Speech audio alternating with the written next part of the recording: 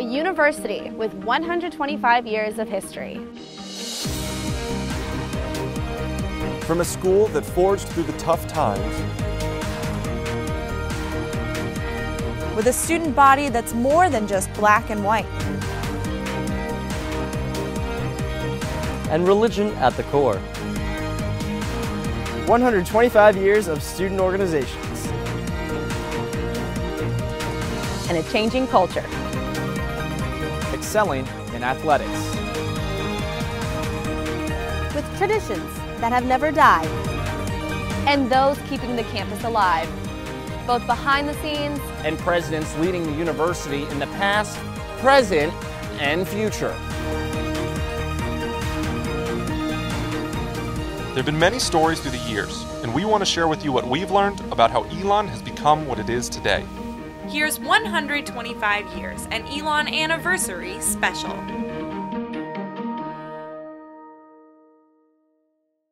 Elon University may be a small school, but its history is rich. Here's a quick look at Elon's timeline. More than a century ago, the town of Elon and the university did not exist.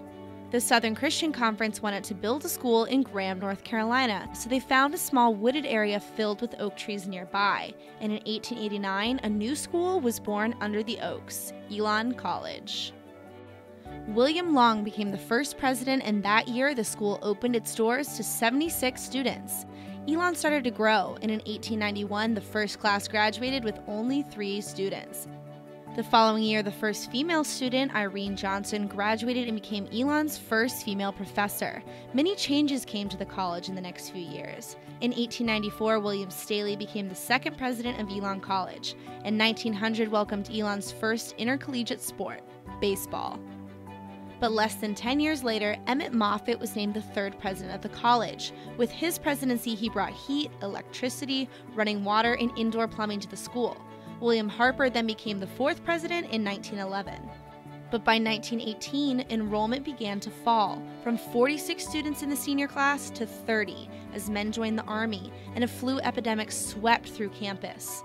The hardships didn't end there. In 1923, a fire nearly destroyed the entire campus, leaving President Harper with a tough decision. It was then that the Board of Trustees met to discuss the future of Elon. But Harper did not quit. Instead of closing the school, Elon rose from the ashes and developed a 100-year plan for the future. In the 1930s, Elon grad Leon Smith became Elon's 5th president.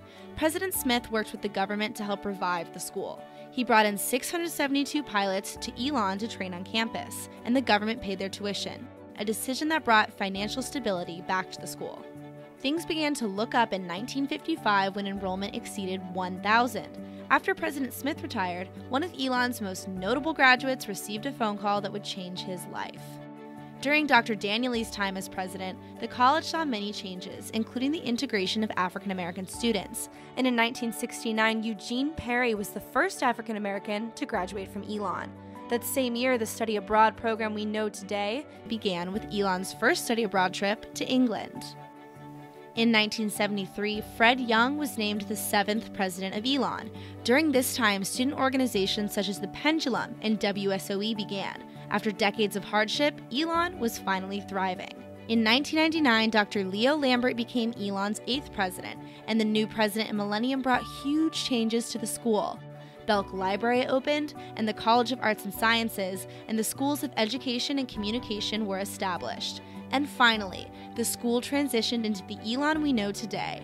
In 2000, Elon went from a small college to a university. And with the new title came a new mascot, the Phoenix. It's difficult to squeeze 125 years into just a few minutes. That was just a glimpse at some of the standout moments. Now, let's take a deeper look into some of the turning points that shaped Elon. storms make the oak grow deeper roots. English poet George Herbert wasn't talking about Elon when he said that 400 years ago, but for the school whose name means oak in Hebrew, we've certainly seen our share of storms. In 1923, faculty and students stood on the porch of West Dormitory and watched the campus burn. It was the first of the tough times for Elon. I stood on our front porch on Haggard Avenue and watched Old Main burn. Edith Brannick was just a small child on January 18, 1923, when a student worker saw something unusual. He looked out the window. He was getting up early to turn on the power, and he saw a flickering light in one of the classrooms. George Troxler is a former Elon professor and wrote the book From a Grove of Oaks, looking at Elon's history. He says what the student mistook for a light left on was something more sinister, the first flames of a fire that would shape Elon for the rest of time. That building had the auditorium, all of the classrooms, all of the offices, faculty offices, administrative offices, the library. That was essentially the college. The estimated loss, $125,000. Adjusted for inflation, that number is $1.5 million. And for a college that was still in its youth, that number seemed impossible to overcome. The college literally was destroyed. Well, of course, it put them in turmoil. There were tough times. The trustees who met in 1923 had a decision to make. Elon's roots had been tried, so how would they respond? Would Elon stay open and try to rebuild, or would they become just another blip in local history? In February of 23, there was an article in the National Christian Church magazine referencing that Elon would, like the phoenix, rise again from the ashes. The commitment right away was that the college is going to survive this. Elon decided to build even bigger, 5 buildings where there had been 1. In total, it would cost almost $700,000. That leads us to the next crisis. A lot of the money was borrowed. Borrowing money didn't seem like a problem in the 20s. Enrollment was up and money was coming in. But then the Depression hit, and these buildings suddenly didn't seem like such a good idea. They had overextended themselves, and when the Depression came, the bottom fell in.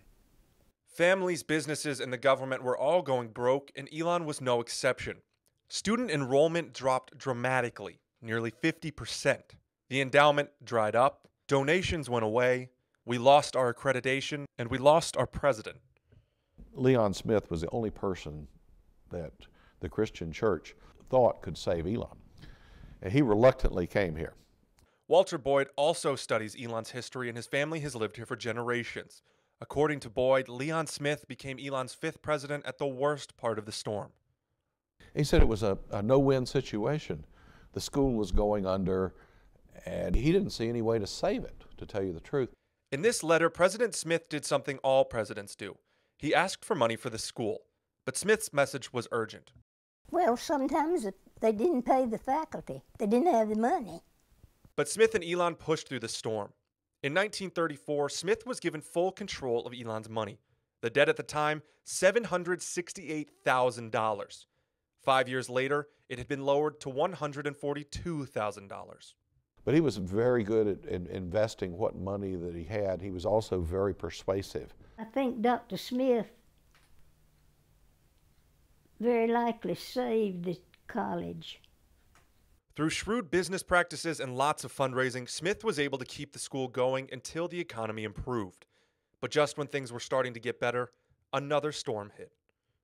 I think it was 1942 that finally everything was paid off, and then all of a sudden, okay, we're going backwards again. The Phoenix play basketball here, but what many people may not realize is that the Alumni Memorial Gym isn't in honor of those who graduated Elon, but rather the veterans of Elon and those who died while serving. But once the war broke out and a lot of Elon students were drafted, I believe the total I've heard at one time was there were 600 Elon alumni in the armed services during the war, but I believe there were something like 200 from the student body that were called up. President Smith had to face another challenge: how to keep a small private college open during a war and how to get more students at the same time. The answer was that Elon had to change a bit. He got the War Department to agree to train Army Air Corps pilots here at Elon. We had unit of the service on the campus. West Campus was the civilian college. The East Campus was military. And the students from the West Campus could not go to East Campus. This hallway and teaching center and downstairs Mooney were officer housing during World War II. They also built a cafeteria and family housing nearby. But the campus wasn't the only thing that changed. Students had to adjust as well. During the war, when the soldiers started coming in. They got, for the first time, Roman Catholic and Jewish students. Also, a lot of people from different states. Most students before then had been from either North Carolina or Virginia or wherever Christian churches were. Despite the draft and the need for any extra resources abroad, Elon increased its enrollment and saw growth of grounds and facilities. Elon has had more adversity than many schools. We've overcome more difficulties, and I think that has sort of shaped the character of Elon. Whatever happens, we're going to make the best of it. 3 storms show that attitude well. The fire, the Depression, and World War II challenged this campus in ways they could never have imagined. The school almost failed on multiple occasions. But the phoenix rose. The oak grew deeper roots, and the school that could have faded into memory stands strongly rooted to celebrate its 125th anniversary. For the school, the toughest times were over, but for one student, his challenge came from something he couldn't change. His name is Eugene Perry. He is the first black graduate of Elon. He graduated in 1969, and at that time, receiving his diploma underneath these oaks seemed almost unimaginable. But now, all of that's changed. Diversity is one of the main initiatives of the university. Students ignored Eugene Perry when he first walked the brick paths of Elon in 1965. They treated me like Ralph Ellison's The Invisible Man. Perry graduated in 1969, making him Elon's first black graduate. Perry was reserved, but let his character show as a trumpet player in the band. But he says he never felt accepted, even up through his senior year when the school yearbook came out and his picture was missing. Elon got in the found shot, the last word. Well, maybe I really wasn't good enough to graduate from Elon College. And he says he held on to that disappointment for years. I didn't have a lot of those unique experiences, you know, and unique college buddies and, you know, those lifetime friendships that's supposedly developed during your college years. Fast forward almost 50 years. We sat down with 7 students to get their take on Elon's diversity climate. I think Elon tries to make it as broad as possible, so I feel like everyone fits under diversity. You could be white, black, Hispanic, whatever it is, and you can still represent a majority of diversity, not only through your race or what you identify as, but also like your experiences or what you bring for yourself. Do you think it applies more the definition of this group of people is normal and this group of people is diverse? What upsets me a little, or maybe gets me like kind of angry about what Elon, is the intention of Elon's diversity. It's more, we want that because percentage-wise, it's going to look great. We need to, as a community, as a school, we need to celebrate what we have on campus, and then I feel like, okay, we can bring in more. Just because I feel like bringing in more, and we don't know what to do with it, creates problems, and that's why we have these issues on campus. And we learned some of our panel members had their own stories about being diverse that came as a surprise. Where are you from? I'm like, oh, I'm from states from North Carolina. And they're like, your skin? And like, what do you, oh, okay. And then I was like, oh, okay, so, well, my dad's Colombian and my mom's Spanish. And they're like, and then the professor said, oh, so where's the cocaine? Matt and I were talking about this panel, and a girl asked, what was I? She said, what are you? And I didn't know what to do. All of the students agreed that diversity needs to be student-led. When the racial incidents do happen and people get offended about certain things, their first thought is to look towards administration to find the answer rather than to look amongst the students that they're sitting next to, and kind of building that buy-in with the person sitting next to you saying, hey, that's wrong. You shouldn't do that. But overall, there is a hope for change. Elon has a diversity ambassador program as well as many organizations dedicated to helping everyone feel like they belong. The only way that we can work from an individual to individual, group to group, nation to nation, is if we understand that conflict comes from imbalance. Diversity might not be perfect, but the panelists say there are good aspects of the diverse climate at Elon. I think we celebrate our diversity in our own pockets of diversity. So we each are part of a smaller community, and I think we find a lot of camaraderie, friendship, and celebration apart in those communities, but we still don't have it as a universal all-around campus. Now, as Perry walks the brick paths of Elon for honors like the Black Excellence Awards, he encourages students not to let the color of their skin limit them. Elon is such a small grain of sand in this huge place. And if you start out seeing yourself as a person of color, then you've already placed limitations on yourself. Imagine if you, as a student at Elon in the 60s, could see Elon today. How do you think you would react? I would feel more at home. I would feel that perhaps I belong.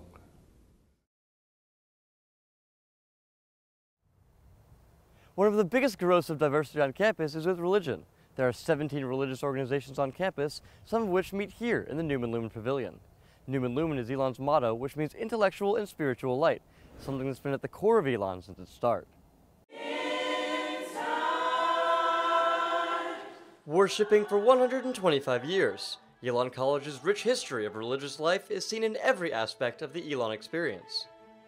The college was founded in 1889 in conjunction with the Christian Church. That means religious requirements for students. The university required students to attend daily chapel service. Christianity consumed all of the first religious groups on campus, including YMCA and college Sunday school. Our students come from more religiously diverse high schools than the university they've come to. Richard McBride served as college chaplain of Elon College and University from 1984 to 2009. In his tenure, Elon's initiative to grow as a more religiously diverse campus was put into action. And that set in motion some efforts to try to bring more religious diversity to campus. The new Newman Lumen Pavilion is now on campus to promote multi-faith beliefs. What we want is, when you cross the stage at graduation and you shake President Lambert's hand, every single person who does that has had an experience of religious diversity, has learned something about the world that you're going out to live in. Catholicism is now the most commonly identified religion at Elon. Father Jerry Waterman has served as the Catholic campus minister since 2002. This heritage of Elon says this is founded as a Christian school. That doesn't mean we can't be open and tolerant and inviting of so many other faith traditions to be a part here. Diversity has been a university initiative since the 1980s. I think every group deserves its distinctiveness, and let its distinctiveness be known and be shared and be valued. Sophomore Waverly Ann Jackson is a member of the Christian organization InterVarsity and believes the university initiative is working. Religiously, Elon is definitely very diverse, and I think I can just say that from the different religious organizations that I know are offered on this campus and knowing people in InterVarsity that do other organizations as well. Religious organizations don't end there. Catholic Campus Ministry is one of Elon's largest religious organizations. Father Jerry Waterman says CCM serves as a place where students can learn and reflect on their faith in an inclusive, welcoming environment.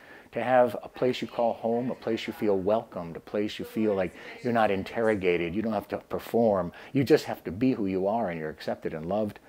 That's specific to this campus. Hillel is another organization on campus for the Jewish community.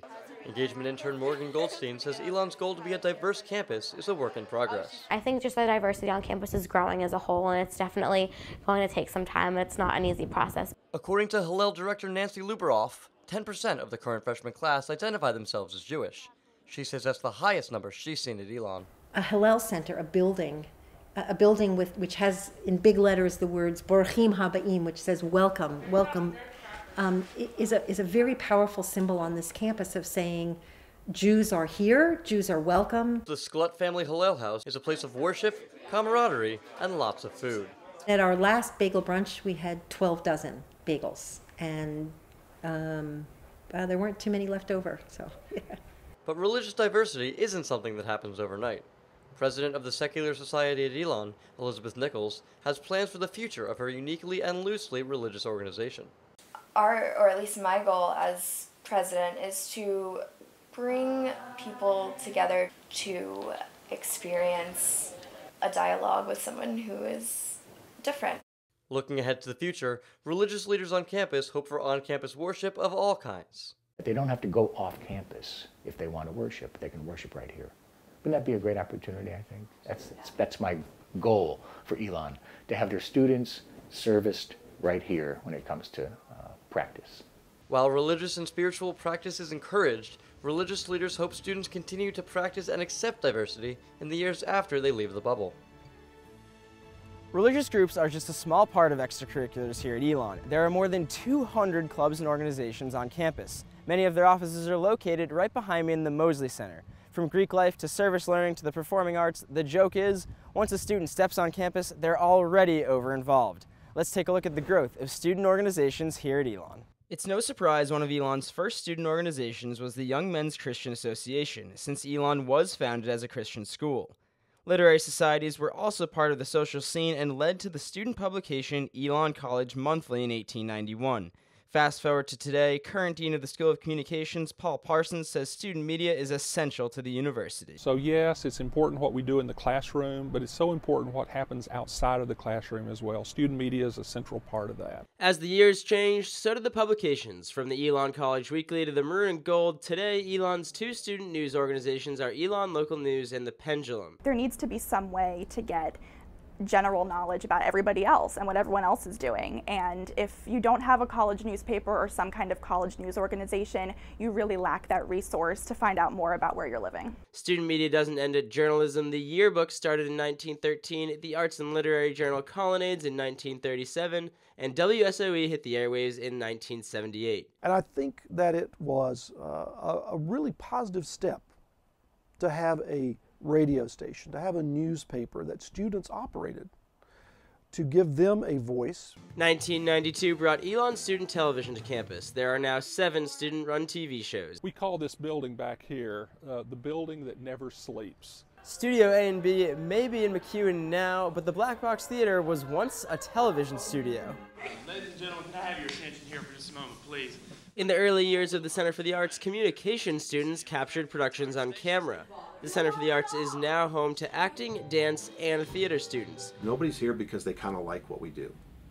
They're here because they love what they do. I can watch a play and it can completely change who I am as a person within that 3-hour block of watching people say words on stage. For Elon's 125th year, performing arts students put on a production of Ragtime. So 1, you have to love it, and 2, we wouldn't be here all the time if it wasn't a great place to be. In the dance department, all students learn to dance and choreograph. This is basically where I spend most of my time. This is where all my friends are, and this is where I perform. So basically this is my college experience. In the performing arts, Elon has its own chapter of Alpha Psi Omega, the National Theater Honor Society. Going beyond academic societies, Elon has expanded its sororities and fraternities as well. And I think you have people who don't understand Greek organizations and really see no value in them. I think you have other people who this is what got them through their undergraduate college career. Tau Kappa Epsilon became the first nationally chartered fraternity on campus in 1968. 1 year later, Sigma Sigma Sigma was Elon's first national sorority. Even though time may separate you for a little bit or several years, when you get back together, it's like the time never elapsed. It's like you didn't skip a beat and you're right there. Elon now has 9 national fraternities and 9 national sororities. More than 1/3 of the student body is Greek, including senior Bridget Williams. I can't think of better footsteps that I would want to follow in. Williams was Zeta Tau Alpha's 2013 Homecoming Queen nominee. 35 years earlier, her mom, Bonnie, a Tri Sigma, was crowned Elon's Homecoming Queen. It's weird to think, good weird, to think how I'm doing what my mom was doing when she went here. It's just kind of, and for her, I'm sure she feels like she gets to relive the glory days. The National Panhellenic Council came to Elon in the late 1980s. Campus now has 6 chapters of the traditional African-American fraternities and sororities. It's one of those things that will always be with me no matter where I go. I have a brother somewhere. Fraternities are known for their philanthropic efforts, but one center at Elon is specifically devoted to service. It's the glue at Elon that helps us leave Elon and go out into the community and give back to the greater good. For Elon's 125th year, the Kernodle Center for Service Learning and Community Engagement wants to hit 125,000 service hours. It's not just about helping others, it's how others impact us. And a lot of students come away from their service experiences saying, I received more than I gave. I learned more than I expected to. The student leaders in the Knoll Center are known as Elon Volunteers, a program current Assistant Vice President of University Advancement and Elon graduate John Barnhill helped found in 1990. There's so many needs in the community, and we think we can do something about it. Let's organize, let's coordinate, and thus Elon Volunteers and the success. While the Knoll Center focuses on serving the Elon community, the Student Government Association focuses on serving the student body. Government on campus used to be a men's senate and a women's council. It wasn't until 1945 the two worked together under the name Student Government Association. Our administration consults with SGA on every major initiative on campus now, and 15 years ago, that was not always the case. SGA has seen some tough times. In the 90s, they debated bringing the AIDS quilt to campus, and more recently about whether or not to keep Chick-fil-A on campus. But SGA has also passed legislation that was well received by campus. Student government is behind the library being open 24 hours during the week, and they push to have the new student center built. The one thing that I've been proud to see is that every time that we run into a bit of difficulty, just like the university does, SGA grows and rises to the challenge. While the number of student organizations on campus continues to grow, the one thing that remains the same is the students' passion to get involved with them. But one of the biggest parts of culture on campus revolves around these student organizations. There's more to it. As the years changed, so did Elon's social culture. And hearing about Elon in the 1960s might surprise you. Greek life back in 1890? Forget about it. Literary societies were the rage the year Elon was founded. For men, Clio and Philologian. For the women, Sophelian. Literary societies consumed weekends, debates on Friday nights, and group meetings on Saturday. They put on plays and held what could be called the modern-day mixer, dinner parties. If you think the original three literary societies sounded familiar, you're right. Elon's yearbook is named after them, Phi Psi Cli. But in 1942, the groups were disbanded, and 3 years later, Joe Watts Williams arrived on campus. I was the youngest of 8 children, all of whom attended Elon. So when the time came for me to consider college, it was just natural. Williams' life as a student at Elon foreshadowed her future with the university. She worked in the office of President Leon Smith. You know, Dr. D actually hired me, and then, of course, I worked for Dr. Young and now for Dr. Lambert. Seeing that many presidents, Williams saw just as many changes, maybe even more. I can't imagine a single rule that was in place then that you would embrace today. As Williams entered her freshman year at Elon, across the ocean, World War II had come to an end. There were very few guys on campus my freshman year. Of course, then it changed completely. There was just an influx of men returning and coming to school on the GI Bill. When the men returned from war, social life at Elon expanded. They would send buses over to get us to go over and dance with the guys and what have you. But along with the fun, women had to follow strict rules. We were dressed in gym suits, which we wore rather than shorts or what have you. We had to wear a raincoat over as we walked across campus. Kay Elder graduated in 1960, but the tradition stayed in the family. Her grandson is a junior. I stayed in West Orm. Me and Mike could come in the parlor and stay till 8 o'clock. By going to events today, Williams gets a first-hand glimpse of how the scene has changed. And I thought, oh my dear, if in 1945 they would have been banned immediately because, you know, so often men, the guys were required to wear tux. You see girls in shorts now, and that's a big difference. In 1973, gone were the days of regular church and chapel, a time when girls had to be in their dorms at 9:30 and house mothers were the norm. New leadership meant new social hotspots. I'll always have roots here, whether it's permanent roots when I get older, I don't know, but I'll always be here. 1977 graduate Jeff McKenzie brought Elon's newest bar to the town, Fat Frog. A little different than the social scene when Elder enrolled at Elon. There was no alcohol at all. Well, there was, but there wasn't supposed to be. Despite the changes at Elon, Williams says one thing remains the same. Sense of community and sense of caring and the values haven't changed, as I can tell, having been here 60-something years. And culture on campus is always changing. Who knows? Perhaps by 2050, students will look back on the social norms of our era and think they're completely outdated. A big part of Elon culture is attending sporting events like football games here at Rhodes Stadium. Now, the story of Elon Athletics is a fascinating one, but amongst all the wins and losses is a story of passion and determination, which has led the Phoenix to where they are today. 125 years. That's thousands of games, thousands of athletes, and years of history in the record books. Junior basketball star Zora Stevenson is well aware of this milestone year and loves being a part of it. Only one team can say that they are part of the 125th anniversary. But Stevenson understands this is more than just a time to celebrate, but also a time to honor those who came before her and uphold the Phoenix pride. It all starts in 1900. Elon's first intercollegiate athletic event was a series of baseball games between Guilford College. Over the next 20 years, Elon began to establish itself as an elite collegiate athletic program. In 1922, Elon switched its nickname to the Fightin' Christians, a name that first described the spirit of the Elon athletes. I think a sports writer said something to the effect that the Christians were fighting the Quakers of Guilford. Elon Athletics continued to evolve.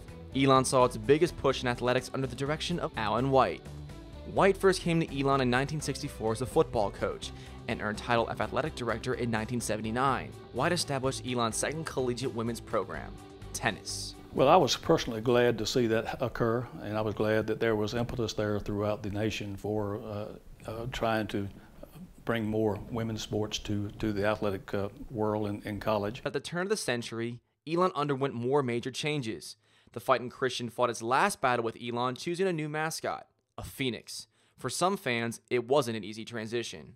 The name itself brought on some controversy because there were some that had been Fightin' Christians for forever and they wanted to remain Fightin' Christians. Every school has its legends, but some stand out more than others. One Elon standout is Jesse Branson. In the winter of 1963, Branson set 7 Elon basketball records and tied another. The following season, Branson concluded his career in the maroon and gold as the holder of 17 Elon basketball records. Bill Morningstar played on his team. Playing with him was an outstanding 3 or 4 years, and he's been a true friend through the years. Football sensation Rich McGeorge emerged as a star. The 6'4", 235-pound tight end caught 224 passes for 3,500 yards and 31 touchdowns in his college career. McGeorge was later a first-round draft pick by the Green Bay Packers in 1970 and played 9 seasons. All-American twice, and he was most valuable player in the conference twice.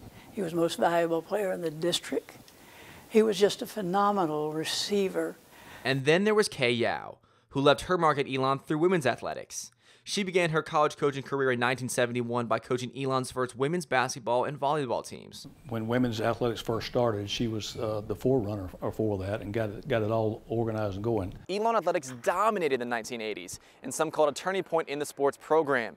It all started with back-to-back football championships, one of which was played right here at the site of the old Burlington Memorial Stadium. I can remember being on the field and just thinking that for the first time in your life, you're the best at what you do in your division, and everybody felt that way. Jerry Tolley is currently Elon's town mayor, but served as Elon's football coach from 1977 until 1981. Tolley led Elon football to a 13-1 campaign in 1980, including a 17-10 victory over Northeastern State, which landed the team a new title, national champions. So we knew we were going to have a good team, but whether we really thought we'd win a national title, I don't think so. But I thought we might be able to if things fell into place. But the successes didn't end there. The next season, Elon won its second consecutive national title, knocking off Pittsburgh State of Kansas 3-0. The game marked the first time in NAIA history that a private school had won back-to-back titles. With that win, the NAIA honored Jerry Tolley as Division I National Football Coach of the Year.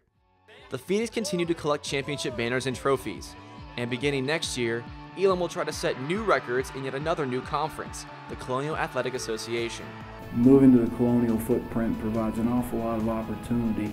The Phoenix has had a proud past and looks to be heading for a promising future. That's what 125 years means to me. It's all of the traditions that come together that will form the next 125 years. But sports aren't the only tradition of our community. From commencement under the oaks to college coffee right here in Phi Beta Kappa Commons, Elon's brick paths echo with memories steeped in tradition. But where did these events come from? We'll take a trip through Elon's past to find out how they began and how they are shaping the campus and the community for its future. Let's begin our journey at the start of one of Elon's main traditions. Elon's first graduating class had each member's name read aloud as they got their diploma. Andre Lynn Berknick, cum laude. A tradition that's carried out under the oaks still to this day. But in 1991, exactly 100 years later, a new tradition grew. Commencement speaker and Elon graduate Furman Mosley started the tradition of passing out saplings to recent grads. President Young made this tradition permanent in 1992 when each graduate received an oak sapling. But current President Leo Lambert took it a step further when he started handing out acorns to freshmen and new students at convocation. Graduates are also refusing to let go of their acorns. Recent grads Rachel Southmaid and David Campbell still have their acorns and saplings. And for them, the tradition is reflective of their time at Elon. I just remember holding onto my acorn all day long. It stayed in my pocket. Unfortunately, I saw a couple of kids sort of toss theirs aside, and I was like, what are you doing? The acorn just reminds me of how young I was. Because they're also graduates, Southmaid and Campbell got an oak sapling to remind them that even with the uncertainty graduation brings, they will always have memories of Elon to hold on to. It's really a symbol of Elon's investment in you. You know, they're giving you a little piece of them, saying, we're going to help you through these next 4 years. And then when you give the sapling, they're saying, you done good, kid. At the annual Call to Honor ceremony, freshmen and new students get a medal reminding them of the 4 pillars of Elon's honor code: honesty, integrity, respect, and responsibility. Assistant Vice President for Academic Affairs, Mary Wise, played a big role in starting the Call to Honor. It's really also about building character. Being an honest person and having integrity will last a lifetime. So I'm delighted that they're hanging on to those symbols of that. Senior Natalie Kuzmenko said that it meant a lot to leave her mark in a relic dating back to the 1930s. As I signed the book, I looked up at all of the other previous signatures of the people who have signed it, and I realized that I was a part of something that was much bigger than what I was, and that was really special to me. But signing an oath to uphold the honor code isn't the only special thing happening on campus. My favorite tradition is college coffee. I mean, everyone comes out, and it's a great event to just kind of see the student body. Every week, the Elon community gathers in the Phi Beta Kappa Commons for the community and coffee. The tradition began in the 1980s when former President Fred Young wanted a way for the community to connect. I mean, so it's a great way to see people, to see students, to see other faculty, and connect. And it says a lot about Elon as a community and the commitment to community. Arguably one of the most festive times at Elon, Luminaries brings together people from all faiths to celebrate during the holidays. First started by former chaplain Richard McBride in 1984, Elon would gather to bless 2 Christmas trees in front of Alamance. But one day, a student asked for McBride to extend the holiday cheer to Jewish students also. And that was the beginning of the shift from blessing Christmas trees to having a holiday celebration of holiday lights. The annual event has grown from a small Christmas tree blessing ceremony to a festival that includes more than 1,500 lighted lights, an appearance by Santa, caroling, and of course, lighting the menorah. While the school may have changed through the years, these traditions we now know have grown to be constants. Tradition isn't the only thing keeping the campus alive. There are many people in Elon's past and present who have made a difference. Of these so-called heroes, some have a building named after them, and some have a scholarship given in their name. But others don't always get the credit they deserve. They're the unsung heroes of Elon. She's the person swiping your cards at McEwen Dining Hall with a friendly hello and a big smile. You probably know her as Miss Judy. My favorite part about the job is greeting the children every day. Well, I say the students. I say children, they think I'm talking about 5 or 6 years old. No, I'm talking about the students. And when students are having a tough day, she helps to lift their spirits. When they come around about, you know, they studied all night, I said, well, sweetie, come on in and get you something to eat. And I got faith in you. You're going to do good, so don't worry about it. You're going to do good. When Friday rolls around, it's a celebration. It's Friday. You just tell them it's Friday, smile. I mean, most of them, you know, they come in, they're rushing from class to class, and, you know, slow down, smile. It'll make your day. It'll make some of them's day. And it's that big personality that makes her so special. It's just to know that I can relate with the students is what, you know, makes my day, so I'm really proud about it. McEwen isn't the only place you'll find a friendly smile and a warm hello. Just hop on the Elon Bio Bus, and if you're lucky, you'll find another unsung hero. Johnny Williams has been driving the Bio Bus for 3 years and says he loves it. Yes, I enjoy coming to work. I do. I really enjoy coming in and driving them. Williams retired from the North Carolina Department of Transportation and has loved cars his whole life. Like many of Elon's unsung heroes, Johnny goes beyond his daily routine to help students. This little girl come over here a couple of weeks ago, and she had about 8 bags of stuff. And I said, I'm gonna do something. So I went to Kmart, and I seen these buggies. They fold out, they got wheels on them, and they can put their stuff in them, take it to the apartment, and then they can bring it back. But Williams says it's the students who keep him coming back to work each day. Several of them get on there and give me a hug, and I love that. And he will keep coming back for as long as he can. I'm 73 years old now, and I plan to run it as long as I can, as long as my health's good. Whether you're riding the Bio Bus or just walking, it's easy to see how beautiful Elon's campus is. And one of the experts behind it all is Susan Tripp. I love being a gardener. I've been a gardener for a long time. For Tripp, being outside is the best part of her job. It's just a real treat on a day like today when you can be outside all day. After going to college to become a social worker, Tripp decided to pursue an entirely different career path. I think I would lose my mind if I had a desk job.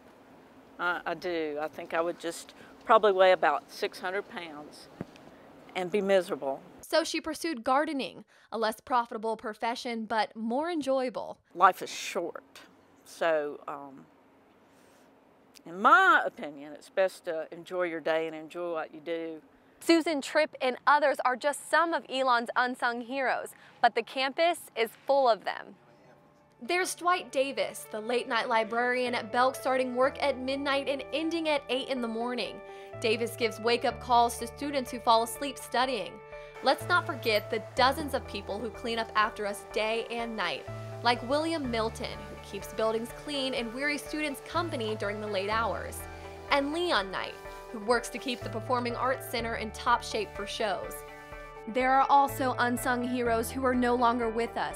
Thomas Barnett died before he was supposed to graduate in 2007. He was a strong advocate for universal access into buildings. And there was Andy Morgan, a maintenance worker for 38 years and one of the oldest and best-loved employees. It takes hundreds of unsung heroes to keep Elon running. If you see any of these friendly faces around campus, be sure to thank them for all their hard work. Without our unsung heroes of the past and present, Elon would not be going 125 years strong.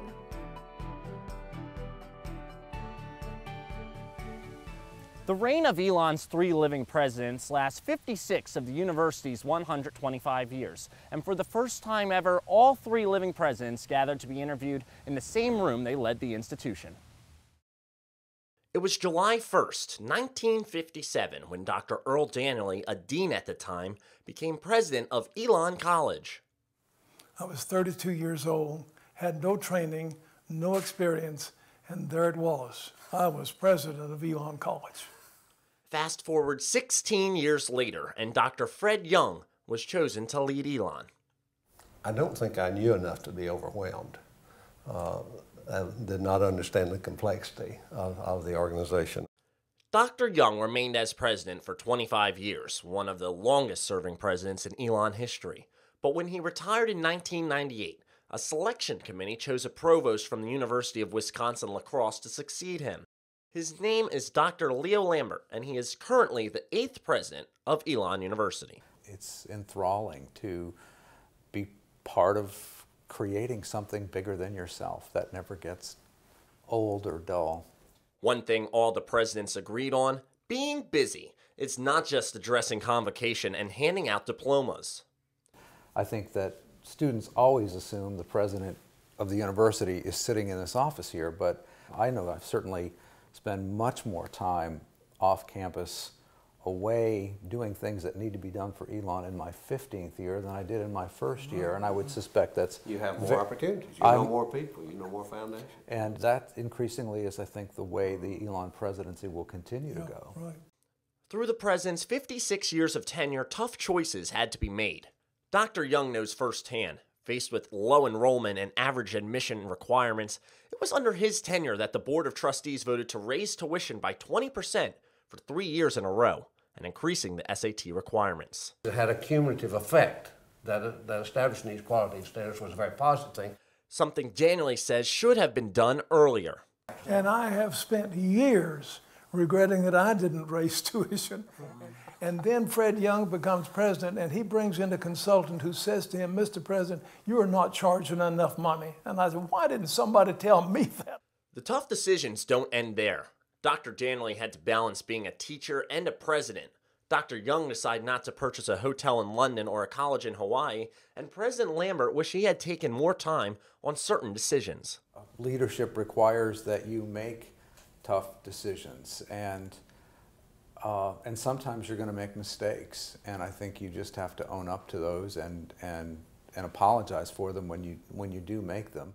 The story of Elon's growth is a remarkable one. So remarkable that George Keller wrote a book on it entitled Transforming a College, the story of a little-known college's strategic climb to national distinction. In the book, Keller quotes a scholar calling Elon a parochial bottom feeder. That as a high school senior, I heard snooty people in Burlington say, if you can't go to college, go to Elon. And when I became president, I said, be darned if I don't make them eat those words. And nobody says it now. It only took us 50 years. That's right. Fast forward 50 years, and behind me is the Global Village. It is being constructed as a part of Elon's 10-year, $586 million strategic plan. But with new buildings going up, old buildings are coming down, and that's something President Lambert believes isn't affecting the endowment. I don't think alumni give on the basis of whether their old dorm exists or whether the senior oak is still alive. I don't believe that for a second. Endowment helps keep the cost of attending college down. College tuition and fees are increasing across the nation, and Elon is no exception. Do you think 20 years from now, 30 years from now, an average middle-class student will be able to afford a degree at a private university like Elon? We are more dependent on fundraising to fuel the level of quality that Elon is used to these days. It also means that we have to be just very, very judicious in terms of thinking about how we're going to use those additional resources that a more modest tuition increase brings to the university. If all goes to plan, campus will look dramatically different in the next few years. A huge change for the former parochial bottom feeder, which now looks to the future as one of the top-ranked universities in the South. I think Elon has a national brand. I think our national brand is going to keep getting stronger and more refined and better. But I'm confident we will have a bright future in 2050 and be doing even greater things. But the path to 2050 is a long and winding one. It's a path that all three presidents' decisions helped guide. Elon is bigger than the three of us. The three presidents aren't together on campus often. Dr. Young is retired and living near Pinehurst, North Carolina, and one of the most recent times they were together was to take a photo. They retook the picture after our interview. It seems about 15 years ago, you were standing a couple of yards from here and a picture was taken.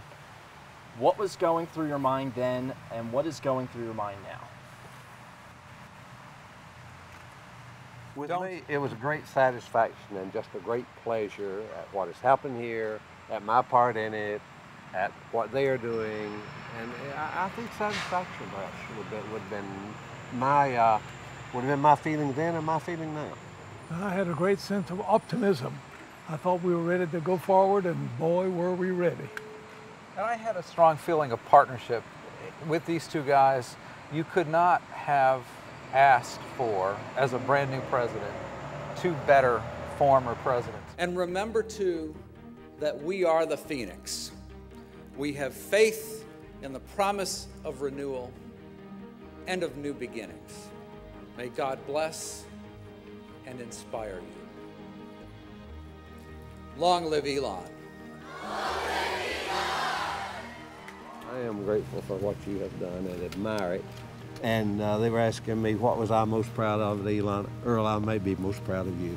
Well, thank you. No, I mean, Thank you very much. you've enriched the institution and Thank our you. lives so much. Thank you.